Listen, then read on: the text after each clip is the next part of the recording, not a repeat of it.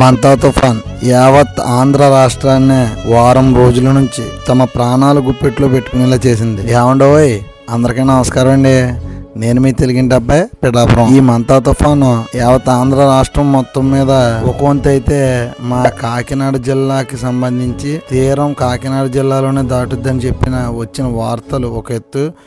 ఆ వార్తలన్నీ విన్న మా కాకినాడ జిల్లా ప్రజానికం తమ ప్రాణాలు గుప్పెట్లో పెట్టుకుని తీరం దాటే సమయం ఎటువంటి విపత్కర పరిస్థితులు ఉంటాయో, ఎటువంటి విపత్కర పరిస్థితులు ఎదుర్కోవాలో మేము యావత్ కాకినాడ జిల్లాలో ఉన్నటువంటి ప్రజానికం చాలా భయాందోళనకు గురైనటువంటి సిచ్యువేషన్ చూసాం. అలా అయినప్పటికీ కానీ తీరం దాటే సమయానికి కాకినాడ నుంచి ఈ మంతా తుఫాను తన దిశను మార్చుకుని కోనసీమ జిల్లా అంతర్వేది దగ్గర నుంచి నర్సాపురం దగ్గరలో తీరం దాటి తుఫానుగా బలహీనపడింది. అయినప్పటికీ ఈ తుఫాను ఒక పీడకలగా మిగిలింది మనందరికీ కూడా. కానీ చాలా గొప్ప విషయాలు మనం చెప్పుకోవాలి. ఈ తుఫాన్ టైంలో అన్ని డిపార్ట్మెంట్స్ వారు కూడా చాలా సమన్వయంతో కూటమి ప్రభుత్వం ఆదేశాల మేరకు ప్రతి పోలీస్ డిపార్ట్మెంట్ నుంచి విద్యుత్ శాఖ వరకు, మెడికల్ డిపార్ట్మెంట్ నుంచి పారిశుద్ధ్య కార్మికుల వరకు, అలాగే ఎన్డీఆర్ఎఫ్ బృందాలు, ఫైర్ సేఫ్టీ వారు, ఇంకా ఇతరత్ర డిపార్ట్మెంట్స్ వారు, ప్రతి ఒక్కరు, రెవెన్యూ శాఖ వారు, ప్రతి ఒక్కరు కూడా సమన్వయంతో ప్రతి గవర్నమెంట్ ఉద్యోగి కూడా బాధ్యత తీసుకుని